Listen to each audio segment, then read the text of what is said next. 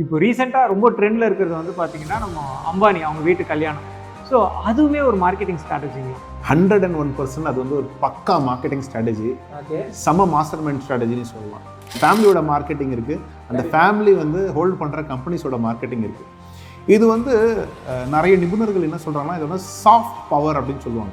ஃப்ரீயாகவே வந்து நம்மளால் டிஜிட்டல் மார்க்கெட்டிங் பண்ண முடியும், இப்போ காசே செலவு பண்ண தேவையில்லை அப்படின்னு சொல்கிறாங்க. அது ஒர்க் அவுட் ஆகும். கண்டென்ட்டை பப்ளிஷ் பண்ணலாமே தவிர்த்து, ஆனால் தவறுதலாக இருக்கும் நம்ம வந்து அது மூலமாகவே பிஸ்னஸ் ஈஸியாக வந்துடும்னு சொல்கிறது ரொம்ப தவறுதலான விஷயம். அதில் வராது. அப்போ என்ன பண்ணணும்?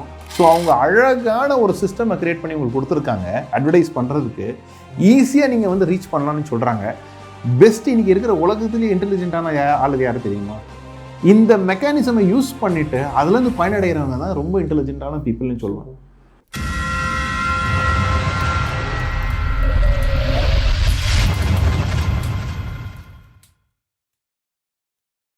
வணக்கம். இன்னைக்கு பிசினஸ் பேசலாம் நிகழ்ச்சியில் நம்ம சந்திக்கக்கூடிய தொழில் முனைவர் யார் அப்படின்னு பார்த்தீங்கன்னா, நம்ம அத்தனை பேருக்கும் தேவைப்படக்கூடிய டிஜிட்டல் மார்க்கெட்டிங் இந்த இண்டஸ்ட்ரியில் 15 வருஷமா இருந்துட்டு இருக்கக்கூடிய பிசிசி மார்டெக் நிறுவனத்துடைய நிறுவனர் திரு முகமது இலியாஸ் அவர்கள். வணக்கம் சார். வணக்கம் சார். சார், உங்ககிட்ட ஒரு முக்கியமான கேள்வி சார் ஆரம்பத்தில். என்னன்னா, நம்மளுடைய சப்ஸ்கிரைபர்ஸ் நிறைய பேர் வந்து பார்த்தீங்கன்னா ஸ்டார்ட் அப், அதாவது ஒரு பிஸ்னஸ் ஆரம்பிக்கணும் அப்படின்னு நினைக்கக்கூடிய அந்த லெவலில் இருக்கக்கூடிய பீப்புள். ஸோ பொதுவாகவே பிஸ்னஸ் ஆரம்பிக்கணும்னு நினைக்கிறவங்களுக்கு என்ன ஒரு சின்ன ஒரு ஸ்ட்ரகிள் இருக்கும் அப்படின்னா, எப்போ ஆரம்பிக்கலாம், இல்லை ஆரம்பிக்கலாமா, ஐயோ ஆரம்பிச்சா தோற்றுருமா, அந்த மாதிரிலாம் நிறைய ஃபியர் இருக்கும். ஸோ நீங்கள் பிஸ்னஸ்குள்ளே வந்திருக்கீங்க, ஆல்ரெடி ஏதோ ஒரு கம்பெனியில் ஒர்க் பண்ணியிருப்பீங்க, ஒர்க் பண்ணிவிட்டு அடுத்த ஒரு பிஸ்னஸ் ஆரம்பிக்கலாம் அப்படின்னு வந்தீங்க. ஸோ அந்த டிசிஷன் எப்படி எடுத்தீங்க சார்? அந்த ஒரு நாள் பற்றி சொல்லுங்களேன். நான் வந்து ஒர்க் பண்ணிட்டு இருந்த நிறுவனத்தில் பார்த்தீங்கன்னா, நான் என்னுடைய ஒரு ஸ்பீடு இருக்கும், எப்போ ஒர்க் பண்ணுறதுல ஒரு ஸ்பீடு இருக்கும். ஸோ எப்போது நான் எனக்குள்ளே ஒரு கொடுத்த ஒரு டெஃபினிஷன், இந்த கம்பெனி விட்டு நான் இன்னொரு கம்பெனிக்கு போகிறது இருந்துச்சுன்னா, இல்லை என்னுடைய சொந்த நிறுவனத்தை நான் ஆரம்பிக்கணும்னா இந்த ஒரு விஷயம் நடந்திருக்கணும். அப்போ தான் நான் வந்து நெக்ஸ்ட் ஸ்டெப் நான் எடுக்கணும்னு சொல்லிட்டு இல்லை. ஃபஸ்ட்டு விஷயம் நான் என்ன எப்போவும் யோசிப்பேன்னா, என்னோட ஃபாஸ்ட்டாக இந்த கம்பெனி இருக்கா, இல்லை நான் இந்த கம்பெனியோட ஃபாஸ்ட்டாக இருக்கேன்னா. ஸோ இப்போ வந்து என்னோட ஸ்பீடு வந்து இந்த கம்பெனியோட ஸ்பீடோடைய அதிகமாக இருக்குன்னா நான் அந்த கம்பெனியில் இருக்கக்கூடாது. So I have to move on for a better company or do something. So that was the thing that I was having in my mind. அந்த மாதிரி ஒரு காலகட்டம் வந்துச்சு. நான் என்னுடைய ஸ்பீடு கொஞ்சம் அதிகமாக இருந்துச்சுன்னு சொல்லி எனக்கு அந்த மாதிரி ஒரு ஃபீலிங் இருந்துச்சு. ஸோ அப்போ வந்து நான் இந்த நிறுவனத்தை ஸ்டார்ட் பண்ணுற ஒரு கட்டாய நிலையில் வந்துட்டேன் நான். ஸோ என்னுடைய ஃபுல் பொட்டன்ஷியலை நான் வந்து எக்ஸ்ப்ளோர் பண்ணணுன்னா எனக்கு ஒரு ஃப்ரீ ஹேண்ட் வேணும். என்னுடைய ஃபுல் பொட்டன்ஷியலை வந்து நான் வெளியே கொண்டு வர முடியும்னு சொல்லிட்டு. ரெண்டாவது ஒரு விஷயம் என்ன முக்கியமாக இருக்குன்னா, ஃபஸ்ட்டு வந்து is okay, it's kind of a logic that I gave to myself. Second வந்து ஃபினான்ஷியலி. ஸோ எனக்கு நான் சொன்ன லாஜிக் என்னென்னா, இப்போ இல்லைன்னா எப்போவும் இல்லை. ஓகே. ஸோ நான் ரொம்ப லேட்டாக ஒரு 40 இயர்ஸ்க்கோ 45 இயர்ஸ்க்கு அப்புறமா நான் வந்து ஒரு நிறுவனத்தை ஸ்டார்ட் பண்ணணுன்னு இருந்துச்சுன்னா எனக்கு அப்போ என்ன ரிஸ்க் இருக்கும் எனக்கு தெரியல. அப்போ வந்து எனக்கு அதே மாதிரி அந்த மன தைரியம் இருக்குமா தெரியல. ஸோ அதனால் வந்து இன்றைக்கி நான் ஸ்டார்ட் பண்ணுறதுல வந்து எனக்கு ரிஸ்க் எடுக்க நான் ரெடியாக இருக்கிறேன். ஆனால் அந்த ரிஸ்க்கும் கால்குலேட்டட் ரிஸ்க்காக எடுக்கணும்னு சொல்லி யோசித்தேன். அப்போ வந்து பார்த்திங்கன்னா ஒரு 3 months சேலரி, என்னுடைய இன்றைக்கி இருக்கிற சேலரி வந்து ஒரு 3 months சேலரியை நான் சேவ் பண்ணி வச்சிட்டேன்னா, நான் குடும்பத்தை வந்து எந்த கஷ்டம் இல்லாமல் நடத்துறதுக்கு நான் ரெடி பண்ணி வச்சிட்டேன்னா, I can take this 3 months risk. If I am successful in this 3 months then I should not go back. என்னோடய ஆண்டர்பிரினியல் ஜெர்னியை வந்து நான் கண்டிப்பாக வந்து அப்படியே மேலே எடுத்துகிட்டு போயிடணும்னு சொல்லி யோசித்தேன். First month was very very testing. அதில் 25th day it was like completely boiling me.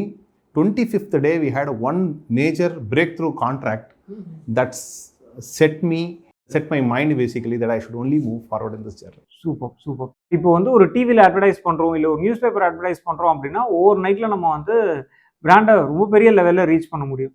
But எதனால் இந்த டிஜிட்டல் மார்க்கெட்டிங் நம்ம சூஸ் பண்ணணும்? ஒரு எம்எஸ்எம்க்கு டிஜிட்டல் மார்க்கெட்டிங் எந்த அளவுக்கு முக்கியம் ட்ரெடிஷ்னல் மார்க்கெட்டிங்கை கம்பேர் பண்ணும்போது?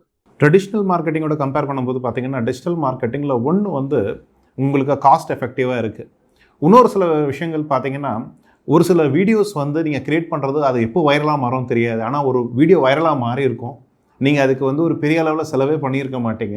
ஆனால் அந்த ஒரு வீடியோ வைரல் ஆனதுனால நீங்கள் ஃபேமஸ் ஆகிருப்பீங்க. உங்களோட பொருள்கள் எல்லாமே வந்து ஈஸியாக உங்களால் விற்க முடியும். உங்களோட சர்வீசஸ் எல்லாருக்கிட்டையும் வந்து நீங்கள் வந்து டிஸ்பிளே பண்ண முடியும்.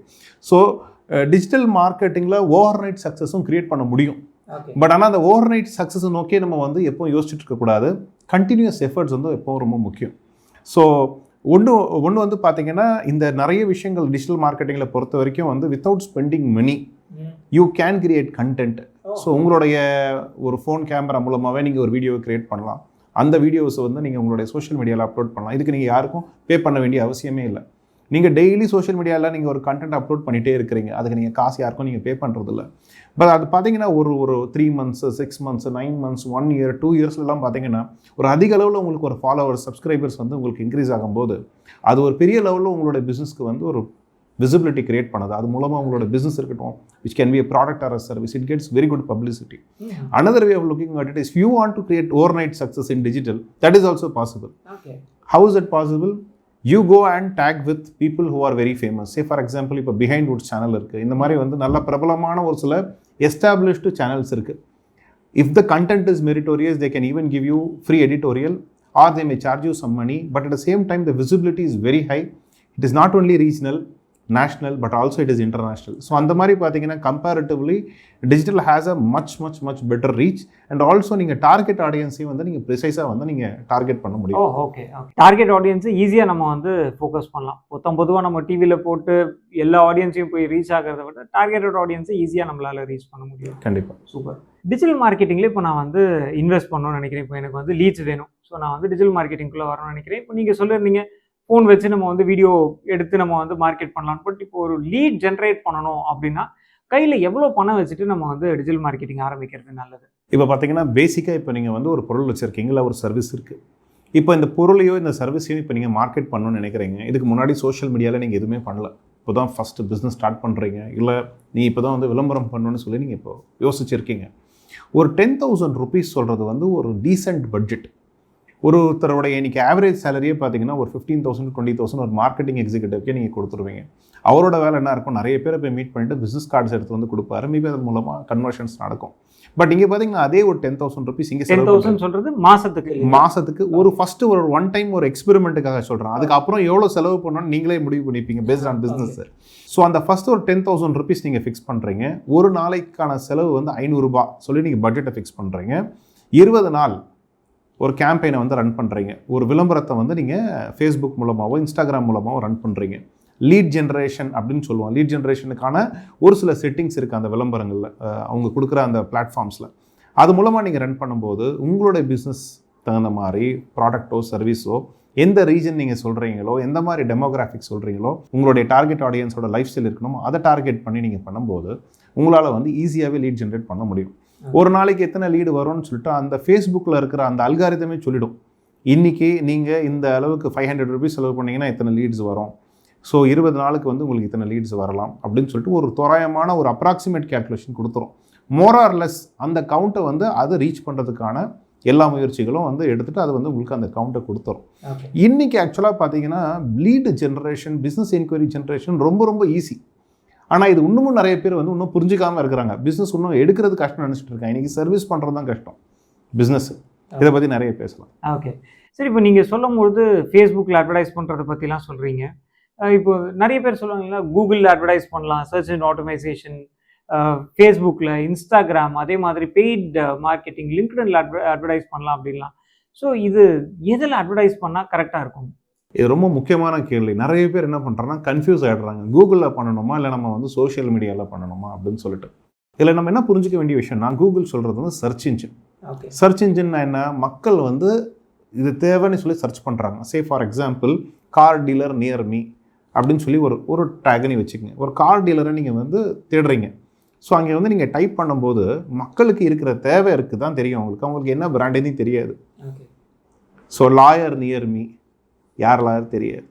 டாக்டர் நியர் மீ, எந்த டாக்டர் தெரியாது. ஸோ அவங்க வந்து என்ன பண்ணுறாங்க, அந்த தேவையான விஷயத்தை மட்டும்தான் அவங்க டைப் பண்ணுறாங்களே தவிர்த்து யார் அந்த அந்த பர்டிகுலர் தேடலை வந்து பூர்த்தி செய்ய போகிறாங்கன்னு சொல்லி கூகுளில் கேட்குறாங்க. ஸோ கூகுள் என்ன சொல்லுது, இவங்கெல்லாம் வந்து அது ரிலேட்டடான ஆளுங்க தான், நீங்கள் இவங்ககிட்ட இருந்து இவங்களை நீங்கள் அணுகலாமேன்னு சொல்லி லிஸ்ட்டு ஒன்று கொடுக்குது. சரிங்களா, எங்கே பிராண்டு தெரியல, பிராண்டு தெரியாமல் சர்ச் பண்ணுறேன், ஒரு நேம் வருது, அந்த நேமை நான் கிளிக் பண்ணுறேன். யூஸ்வலாக என்ன பண்ணணும், கூகுள் டாப்பில் இருக்கிற சர்ச்சஸும் மிடில் இருக்கிற ஒரு சில சர்ச்சஸும் லாஸ்ட்டில் இருக்கிற சர்ச்சஸ்லாம் பெய்டு சர்ச்சாக இருக்கும். ஸோ இப்போ நீங்கள் விளம்பரம் ஒன்று கொடுத்துருந்தீங்கன்னா கூகுளில் கூகுள் சர்ச் ஆடுன்னு சொல்லுவோம், அந்த விளம்பரம் வந்து டாப்பில் வரும். ஆமாம், மேலே அந்த ஸ்பான்சர்னு போட்டு ஸ்பான்சர்ட்னு வரும். ஒரு சில டைமில் ஆடுன்னு சொல்லி மென்ஷன் ஆகிட்டு வரும். இப்போலாம் வந்து அவ்வளோ குட்டியாக மென்ஷன் ஆகிருக்கு, உங்களுக்கு எது ஸ்பான்சர்டு எது ஆக்சுவல் கண்டென்ட்டேன்னு தெரியாது. ஸோ அந்த அளவுக்கு வந்து அது மைன்யூட்டாக முதல்லாம் கலர் கோடெல்லாம் மாற்றிருந்தாங்க, இப்போ கலரும் மாற்றுறதில்ல. முதல்ல ஒரு லைட்டாக ஒரு எல்லோ கலரில் இருக்கும் பேக்ரவுண்ட். இப்போ அதெல்லாம் எதுவுமே இல்லை. ஆமாம், நீங்கள் சொல்லும் போது ரீகலெக்ட் பண்ண முடியுதுங்க. மேலே மட்டும் ஒரு சின்ன ஹைலைட் காமிச்சிருப்பாங்க. இப்போ ஹைலைட்டே இல்லை, சின்னதாக ஆட் இருக்கும். இப்போ எது ஆக்சுவல் ஆர்கானிக் எது பெய்டுனே தெரியாது. ஸோ மக்களுக்கு என்ன இருக்குது, எனக்கு ஒரு தேடல் இருக்குது, ஒரு விஷயம் எனக்கு பூர்த்தி செய்யணும்னு சொல்லியிருக்கு. யார் அவங்க விளம்பரம் கொடுத்தா என்ன, ஆர்கானிக்காக வந்தா என்ன, எனக்கு தேவையான விஷயம் யார்கிட்ட கிடைச்சதுன்னா என்ன சொல்லிட்டு அவங்க என்ன பண்ணுறாங்க, ஃபஸ்ட்டு எந்த டைமும் இல்லை மக்களுக்கு, ஃபஸ்ட்டு யார் வராங்களோ கிளிக் பண்ணிடுறாங்க. ஸோ கிளிக் பண்ணிவிட்டு அந்த விளம்பரத்தில் வந்து இருக்கிற கான்டாக்ட் நம்பரை வந்து கால் பண்ணுறாங்க, இல்லை அதில் இருக்கிற என்கொயரி ஃபார்மை கொடுக்குறாங்க. இந்த நிறுவனத்தை பற்றி நிறைய தெரிஞ்சுக்கிறாங்க வெப்சைட்டு போய்ட்டு. இதுதான் கூகுள் ஆட் மோஸ்ட்லி. இதுவே வந்து இந்த கூகுள் ஆடில் வந்து பிராண்ட் ஸ்பெசிஃபிக் சர்ச்னு சொல்லுவோம். ஸோ உங்களுக்கு தெரியும் இந்த பிராண்டை தான் நீங்கள் வந்து அணுக போகிறீங்க. ஃபார் எக்ஸாம்பிள் டாட்டா உடைய டீலர் வந்து இவங்க தான், இந்த டீலரோடைய ஷோரூமுக்கு தான் நான் போகணும் அப்படின்னு சொல்லி சர்ச் பண்ணும்போது அந்த ரொம்ப ஸ்பெசிஃபிக்காகவே நீங்கள் சர்ச் பண்ணுவீங்க. அப்போது அவங்களுடைய ஆர்கானிக் லிஸ்டிங்கும் வரலாம், இல்லை அவங்களே வந்து ஆட் கூட போட்டுட்டு கூட அந்த லிஸ்டிங்கில் வரலாம். இது வந்து ஒரு விதம். ரெண்டாவது வந்து சோஷியல் மீடியா. சோஷியல் மீடியா எப்படின்னா நீங்கள் கேட்கவே இல்லை, ஆனால் உங்களுக்கு தேவைன்னு எனக்கு தெரியும். உங்களுக்கு தேவையாக இருக்கும்னு சொல்லி உங்களுடைய ப்ரொஃபைல் அனலைஸ் பண்ணி உங்களுடைய யூசர் ஹேபிட்ஸை நான் புரிஞ்சுக்கிட்டு நான் என்ன பண்ணுறேன், ஒரு ரெக்கமெண்டேஷன் கொடுக்குறேன், இந்த காரை நீங்கள் வாங்கலாமே. ஓகே. ஸோ ஃபினான்ஸ் எல்லாமே அதில் ஒர்க் அவுட் ஆகிருக்கு. ஸோ நல்லா இருக்கே, பரவாயில்லையே, நான் கேட்கல, ஆனால் வந்து அந்த தேவைகள் இருக்குன்னு எனக்கு தெரியுது, ஆர் என்னுடைய ப்ரொஃபைல் வந்து அழகாக மேட்ச் ஆகுது, அப்போது வந்து அதுவே ரெக்கமெண்ட் பண்ணுது. ஸோ சோஷியல் மீடியா மார்க்கெட்டிங் மூலமாக நீங்கள் ஒரு விஷயத்தை வந்து புஷ் பண்ணி ரெக்கமெண்ட் பண்ணலாம். கூகுள் மூலமாக ஆல்ரெடி அவங்க சர்ச் பண்ணிட்டு இருக்கிற விஷயத்தில் வந்து நீங்கள் அந்த இடத்துல பிளேஸ்மெண்ட், உங்களோட அட்வர்டைஸ்மெண்ட் இருந்துச்சுன்னா அந்த இடத்துல வந்து நீங்கள் விஷயத்த நீங்கள் உங்களோட கம்பெனி பற்றி நீங்கள் வந்து பிரபலப்படுத்திக்கலாம். ஃபார் எக்ஸாம்பிள், இப்போ நீங்கள் ஒரு புது பொருளை வந்து மார்க்கெட்டில் லான்ச் பண்ணுறீங்க, அந்த மாதிரி ஒரு பொருள் இருக்குன்னு யாருக்கும் தெரியாது. அப்போ நீங்கள் கூகுளில் ஆடு கொடுத்தீங்கன்னா மக்களுக்கு தெரிய வருமா? யாரும் சர்ச் பண்ண மாட்டாங்க. அப்போது சோஷியல் மீடியா மூலமாக நீங்கள் என்ன பண்ணுவீங்க, இந்த பொருள் இருக்குன்னு சொல்லி அந்த அவேர்னஸை கிரியேட் பண்ணுவீங்க. ஒரு அவேர்னஸை கிரியேட் பண்ணுறதுக்கு social media is an excellent platform. Okay. யூடியூப்பில் ஒரு சில வீடியோஸ் பார்க்கும்போது ஒரு சில ட்ரெயினர்ஸ், இந்த டிஜிட்டல் மார்க்கெட்டிங்கில் இருக்கக்கூடிய ப்ரொஃபஷனல்ஸ் ஒரு சில பேர் ஃப்ரீயாகவே வந்து நம்மளால் டிஜிட்டல் மார்க்கெட்டிங் பண்ண முடியும், இப்போ காசே செலவு பண்ண தேவையில்லை அப்படின்னு சொல்கிறாங்க. அது ஒர்க் அவுட் ஆகுமா சார்? உங்களுடைய பிஸ்னஸ் அப்படைட் எப்படி இருக்குன்னு சொல்லி அதை பொருந்தும். சே ஃபார் எக்ஸாம்பிள், உங்களுக்கு வந்து இப்போ பட்ஜெட்டே இல்லை, ஆனால் நான் வந்து மார்க்கெட்டிங் பண்ணணும்னு நினைக்கிறீங்களா? பண்ண முடியும். உங்களுக்கு சோஷியல் மீடியாஸ் இருக்குது, அந்த சோஷியல் மீடியா மூலமாக நீங்கள் கண்டென்ட்டை வந்து ஆர்கானிக்காக பப்ளிஷ் பண்ணிகிட்டே வாங்க. ஒரு 30 டேஸோ 40 டேஸோ 1 மந்த்தோ 2 மந்த்ஸோ 3 மந்த்ஸோ 4 மந்த்ஸோ 6 மந்த்ஸோ நீங்கள் வந்து ஒரு பர்டிகுலர் இன்ஃப்ளூயன்சஸோட டைப் பண்ணிட்டு கொண்டு வரீங்கன்னா, இப்போ அந்த கண்டென்ட் வந்து நல்லா ஹாட்டாக இருக்க கண்டென்ட்னா அது வந்து வைரலாக வாய்ப்பு இருக்குது, அதிக அளவுக்கு மக்களுக்கு ரீச் ஆகிற வாய்ப்பு இருக்குது. ஸோ கிராஜுவலாக நீங்கள் வந்து விரும்புகிறீங்கன்னா 1 இயர் 2 இயர் கழிச்சும் உங்களுக்கு ஒரு நல்ல ஒரு ஃபேன் பேஸ், அந்த மாதிரி நிறைய எக்ஸாம்பிள்ஸ் இருக்குது. காசே செலவு பண்ணல, பட் 1 or 2 இயர்ஸ் நல்ல டெடிக்கேட்டடாக வந்து நல்ல ஆர்கானிக் கண்டென்ட்டை கிரியேட் பண்ணிவிட்டு இன்றைக்கி வந்து அவங்க நல்லா ஓரளவுக்கு ஃபேமஸாக இருக்கிறது வந்து நிறைய கேஸ் ஸ்டடிஸ் இருக்குது. அதே வந்து பேரலாக பார்த்தீங்கன்னா இது எல்லாருக்கும் பொருந்துமானா எல்லாருக்கும் பொருந்தாது. நிறைய பிஸ்னஸ் அப்போ வரைக்கும் பிஸ்னஸ் இருக்குமாவே தெரியாது. இப்போ எனக்கு நீங்கள் வந்து 2 வருஷம் வரைக்கும் கண்டென்ட் போட சொல்கிறீங்களா அப்படின்னு கேட்டிங்கன்னா பாசிபிள். அந்த மாதிரி பார்த்தீங்கன்னா ரெண்டாவது விதத்தில் தான் நிறைய நிறுவனங்கள் வந்து அடங்குறாங்க. இல்லைங்க, நாங்கள்லாம் கண்டென்ட்லாம் நிறைய பண்ண முடியாது, நான் ஒரு யூடியூபர் இல்லை, எனக்கு அதெல்லாம் இன்ட்ரெஸ்ட் இல்லை, மேபி ஒரு வீடியோ பண்ணலாம், அந்த மாதிரிலாம் நிறைய நிறுவனங்கள் இருக்குது. அங்கெல்லாம் பார்த்தீங்கன்னா நீங்கள் கண்டென்ட்டை பப்ளிஷ் பண்ணலாமே தவிர்த்து, ஆனால் தவறுதலாக இருக்கும், நம்ம வந்து அது மூலமாகவே பிஸ்னஸ் ஈஸியாக வந்துடும்னு சொல்கிறது ரொம்ப தவறுதலான விஷயம். அதில் வராது. இப்போது ஃபேஸ்புக், இன்ஸ்டாகிராம் இவங்களுக்கெல்லாம் ரெவென்யூ எதுலேருந்து வருது? சும்மா நம்ம கண்டென்ட் பப்ளிஷ் பண்ணுறதுனால வருதுங்களா? அது மட்டும் இல்லை, அவங்க வந்து பண்ணுற அட்வர்டைஸ்மெண்ட்ஸ் மூலமாக வருது. அது அட்வர்டைஸ்மெண்ட் சொல்கிறது ஒரு major chunk of revenue. So அவங்க அழகான ஒரு சிஸ்டமை கிரியேட் பண்ணி உங்களுக்கு கொடுத்துருக்காங்க அட்வர்டைஸ் பண்ணுறதுக்கு. ஈஸியாக நீங்கள் வந்து ரீச் பண்ணலான்னு சொல்கிறாங்க. பெஸ்ட் இன்றைக்கி இருக்கிற உலகத்துலேயே இன்டெலிஜென்ட்டான ஆளுது யாரும் தெரியுமா? இந்த மெக்கானிசமை யூஸ் பண்ணிவிட்டு அதுலேருந்து பயனடைகிறவங்க தான் ரொம்ப இன்டெலிஜென்ட்டான பீப்புள்னு சொல்லுவாங்க. எதுக்குன்னா உங்களுக்கு இந்த மாதிரி ஒரு இன்ஃப்ராஸ்ட்ரக்சரே இல்லை. முதல்ல இந்த அளவுக்கு ஒரு இன்ஃப்ராஸ்ட்ரக்சரை க்ரியேட் பண்ணி கொடுத்துட்டு இப்போ இது பே பண்ணி நீங்கள் ப்ளே பண்ணாலே போதும், அழகாக வந்து நீங்கள் உங்களுக்கு ஏற்ற என்கொயரியும் நீங்கள் உங்களுக்கு ஏற்ற பிஸ்னஸும் எடுக்க முடியும்னா நீங்கள் என்ன பண்ணணும்னா, நீங்கள் ஃபஸ்ட்டு அந்த பண்ணுற 10,000 rupees எக்ஸ்பெரிமெண்ட் பண்ணுவீங்க. வென்ஸ் யூ ஸ்டார்ட் கெட்டிங், நீங்கள் ஒரு 1 லட்சமோ 2 லட்சமோ பிஸ்னஸ் ரன் பண்ண ஸ்டார்ட் பண்ணிட்டீங்கன்னா நீங்கள் விட மாட்டீங்க. திரும்பவும் வந்து உங்களுடைய விளம்பரங்களை வந்து அதிகப்படுத்துவீங்க. உங்களுக்கு ஒரு ஃபார்மேட் வந்து கிளிக் ஆகிடும். இந்த விஷயங்களை இப்படி சொன்னால் தான் இது கிளிக் ஆகுதுன்னு தெரிஞ்சிடும். இதனால மக்கள் நிறைய பேர் வாங்குறாங்கன்னு தெரிஞ்சிடும். உங்கள் ப்ராடக்ட் ப்ரெசன்டேஷன் ஸ்டைல் இம்ப்ரூவ் ஆகிடும். அப்போ நீங்கள் என்ன பண்ணுவீங்க, அதிக அளவில் நீங்கள் வந்து விளம்பரத்தை பண்ண ஸ்டார்ட் பண்ணுவீங்க. விளம்பரத்தை எப்போ பண்ணணும், உங்களுக்கு வந்து ஃபஸ்ட் நீங்கள் போடுறது தான் 10,000 உங்களுக்கு தான் இருக்கணும். அதுக்கப்புறம் நீங்கள் என்ன பண்ணணும், லாபமாக வருது இல்லையா, உங்கள் பொருளையோ உங்களோட ப்ராடக்டையோ சர்வீஸையோ விற்று வரத லாபம் இருக்கு இல்லையா, லாபத்தில் ஒரு பங்கு தான் நீங்கள் வந்து விளம்பரத்துக்கு செலவு பண்ணணும். ஸோ விளம்பரம் மூலமாக நீங்கள் என்ன சம்பாரிச்சிருக்கீங்களோ அதை தூக்கி திரும்ப விளம்பரத்தில் போட போட போட you are not spending money from your pocket. So வர லாபத்தில் தான் ஸ்பெண்ட் பண்ணுறீங்க. அப்போ வந்து இதை நீங்கள் அதிக அளவில் நீங்கள் ஃபோக்கஸ்டாக நீங்கள் பண்ணுவீங்க. இதில் இன்னொரு முக்கியமான விஷயம் என்னென்னு பார்த்தீங்கன்னா, எந்த விளம்பரம் வந்து அதிக அளவில் வந்து ரீச் ஆகிருக்கு, எந்த மாதிரி நம்ம விளம்பரம் பண்ணோன்னு சொல்லி பார்த்தீங்கன்னா, ஃபேஸ்புக்லேயே வந்து ஃபேஸ்புக் ஆட்ஸ் லைப்ரரின்னு ஒரு டூல் கொடுத்துருக்காங்க. அந்த ஃபேஸ்புக் ஆட்ஸ் லைப்ரரியில் போனீங்கன்னா, இப்போ ஃபார் எக்ஸாம்பிள் நீங்கள் ஜுவல்லரி பிஸ்னஸில் இருக்கிறீங்க, ஜுவல்லரின்னு சொல்லிட்டு நீங்கள் அதில் நீங்கள் டைப் பண்ணிவிட்டு இந்தியா ஒரு பர்டிகுலர் லொக்கேஷன் நீங்கள் கொடுத்துட்டீங்கன்னு வச்சுங்க. அந்த பர்டிகுலர் லொக்கேஷன் ஃபார் எக்ஸாம்பிள் தமிழ்நாடுல எத்தனை பேர் வந்து ஜுவல்லரி ஆட் பண்ணிட்டு இருக்காங்க இன்னைக்கு, எந்தெந்த பிராண்ட்ஸ் பண்ணிட்டு இருக்காங்க, அவங்க எந்த மாதிரி விளம்பரம் பண்ணிட்டு இருக்காங்க, எந்த மாதிரி ப்ரெசன்டேஷன் பண்ணிட்டு இருக்காங்க. நீங்கள் ஒரு சின்ன நிறுவனமாக இருக்கலாம், அது ஒரு பெரிய நிறுவனமாக இருக்கலாம், ஆனால் அவங்க எப்படி பண்ணுறாங்க அந்த விளம்பரத்தோடைய அந்த டெக்னிக்ஸு, அந்த ப்ரெசன்டேஷன் ஸ்டைல், அதில் நீங்கள் நிறைய விஷயங்கள் கற்றுக்கலாம். ஓகே, அதை வந்து நீங்கள் ஓரளவுக்கு கற்றுக்கிட்டு உங்களுடைய ப்ராடக்ட்டில் நீங்கள் இம்ப்ளிமெண்டேஷன் பண்ண ஸ்டார்ட் பண்ணாலே நீங்கள் அந்த ஒரு பெரிய நிறுவனமாக இருக்கணும்னு கூட தேவையில்லை. ஆனால் உங்களோட விளம்பரம் தோற்ற அளவில் இந்த பெரிய நிறுவனத்தோட கம்பேரிஷனில் பார்த்தீங்கன்னா ஈக்குவல் மெரிட்ஸில் இருக்க அதிகமான வாய்ப்பும் இருக்குது. இன்னும் பார்த்தீங்கன்னா அதோட அடுத்த லெவல் எடுத்துகிட்டு போனோன்னா கூட நீங்கள் கொஞ்சம் மைண்ட் அப்ளை பண்ணிங்கன்னா அந்த விளம்பரங்களை அனலைஸ் பண்ணிவிட்டு நீங்கள் ஒரு பெட்டரான விளம்பரத்தை நீங்கள் கிரியேட் பண்ணலாம். ஸோ மக்களுக்கு தெரியாது நீங்கள் ஸ்டார்ட் அப் பண்ணி சொல்லிட்டு நீங்கள் ஒரு நல்ல வளர்ந்த நிறுவனமாகவே அந்த விளம்பரத்தில் உங்களோட ப்ரொஜெக்ஷன்ஸ் இருக்கும். The same time you can have a better reach. Okay, super. இப்போ ரீசெண்டாக ரொம்ப ட்ரெண்டில் இருக்கிறது வந்து பார்த்தீங்கன்னா நம்ம அம்பானி அவங்க வீட்டு கல்யாணம். ஸோ அதுவுமே ஒரு மார்க்கெட்டிங் ஸ்ட்ராட்டஜிங்களா?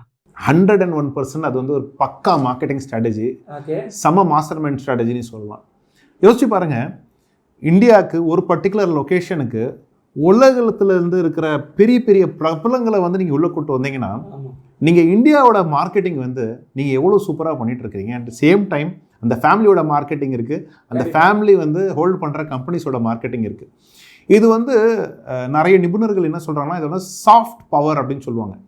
ஹார்ட் பவர்னால் ரொம்பவே மிலிட்ரி ரூலை வச்சு கண்ட்ரோல் பண்ணுறது. சாஃப்ட் பவர்னால் மக்களே வந்து இதை வந்து நம்பிடுவாங்க, இவங்க தான் நம்பர் 1, இவங்க மூலமாக தான் எல்லாம் நடக்குது, இந்தியானா இவங்க தான்.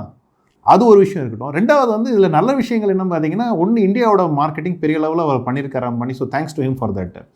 ரெண்டாவது முக்கியமான விஷயம் என்னென்னா, நிறைய பேருக்கு இந்தியன் கல்ச்சரை பற்றி நிறைய வந்து எக்ஸ்போஷர் நடந்திருக்கு. இங்கே வந்திருந்த எல்லா செலிப்ரிட்டிஸும் இருக்கட்டும், டோனி பிளேயர் இருக்கட்டும், நிறைய ஜான்சனாக இருக்கட்டும், அந்த மாதிரி நிறைய இன்டர்நேஷ்னல் செலிப்ரிட்டிஸ் இருக்கட்டும், இவங்களாம் இந்தியாவுக்கு வந்திருக்காங்க, இந்தியா கல்ச்சரை வந்து எக்ஸ்பீரியன்ஸ் பண்ணியிருக்கிறாங்க. எல்லோரும் பார்த்திங்கன்னா அந்த சல்வார் கொடுத்தா அந்த ஸ்டைல்லே எல்லாரும் இருந்திருக்கிறாங்க. இந்தியன் குசினை சாப்பிட்ருக்காங்க, அது ரொம்ப முக்கியமான விஷயம். இந்தியன் குசினை டேஸ்ட் பண்ணியிருக்காங்க. இந்தியன் குசின் பார்த்தீங்கன்னா is a very big market world over. In certain countries பார்த்தீங்கன்னா, ஒரு சில கண்ட்ரியில் வந்து பார்த்தீங்கன்னா Indian food is the official food தான். அதில் பார்த்தீங்கன்னா இந்த சிக்கன் கறி அந்த மாதிரி நிறைய டிஷ்ஷஸ் இருக்குது. அதெல்லாம் பார்த்தீங்கன்னா இந்தியன்ஸ் மட்டும் இல்லை, பட் ஆனால் வெளிநாட்டில் இருக்கிற நிறைய பேருக்கு வந்து இந்தியன் டிஷ்ஷஸ் பிடிக்குது. ஸோ இதெல்லாம் ஒரு பெரிய எக்ஸ்போஷராக நான் கன்சிடர் பண்ணுறேன். அட் த சேம் டைம் நமக்கு தெரிஞ்சது அங்கே கல்யாணம், அதுக்கு பின்னாடி நிறைய எத்தனை பிஸ்னஸ் டீலிங் சைன் அப் ஆயிருக்குன்னு சொல்லிட்டு அது ஒரு பெரிய விஷயம். நம்ம இன்னும் போக போக நமக்கு எல்லாமே அதை ரிவீல் ஆகும்னு சொல்லி தோணுது. ஓகே, பட் இனிகாஸ் நம்ம ட்ரெடிஷனும் நம்மளோட இங்கே இருக்கக்கூடிய விஷயங்களும் வெளிநாட்டுக்கு எடுத்துகிட்டு போகிறதுக்கான ஒரு ஆப்பர்ச்சுனிட்டியாக இது இருக்கும் அப்படின்னு சொல்கிறீங்க. கண்டிப்பாக. சூப்பர். இப்போது நிறைய இன்ஃப்ளூயன்சஸ் வந்து தவறான ப்ராடக்ட்ஸை ப்ரொமோட் பண்ணுறாங்க இல்லைங்களா? திடீர்னு நான் இந்த ஷேர் வாங்கினேன், இல்லை நான் இந்த ட்ரேடிங் கம்பெனியில் நான் இன்வெஸ்ட் பண்ணேன், எக்கச்சக்கமாக எனக்கு பணம் வந்துடுச்சு அப்படின்னு. அது எத்திக்கல் ஆகுது? Okay, it's highly unethical. கூடி சீக்கிரமாக பார்த்தீங்கன்னா இந்த சேனல்ஸ் மே கெட் பேன். உங்கள் சேனல்ஸ் பேன் ஆகக்கூடிய வாய்ப்புகள் அதிகமாக இருக்குது. They may even be under arrest. அவங்கள வந்து அரெஸ்ட் பண்ணுறதுக்கான அதிகமான வாய்ப்புகளும் இருக்குது. ப்ராடக்டோடைய இமேஜஸ் நீங்கள் அப்லோட் பண்ணும்போது அந்த ஃபைல் நேம் கொடுக்குறீங்களா ப்ராடக்ட்டில், அந்த பேர் கரெக்டாக எடுத்தனாலே உங்களோட ப்ராடக்ட் வந்து கூகுளில் வந்து கரெக்டாக ஃபீச்சர் ஆகிடும். இது நிறைய சோஷியல் மீடியாவில் இருக்கிற இன்ஃப்ளூயன்சர்ஸ் பார்த்தீங்கன்னா ஃபஸ்ட்டெல்லாம் அவங்களோட சில வீடியோஸ் பார்த்துருப்பீங்க, இப்போ வந்தே இருக்க மாட்டாங்க, அவங்களாம் காணாமட்டு இருப்பாங்க, நம்மளும் மறந்துருப்பாங்க அவங்கள பற்றி. அந்த மாதிரி நிறைய பேர் இருக்காங்க. இவங்களாம் என்ன பண்ணலன்னு பார்த்தீங்கன்னா, அந்த பீக்கில் போகும்போது ப்ராடக்ட்ஸை க்ரியேட் பண்ணல அவங்க.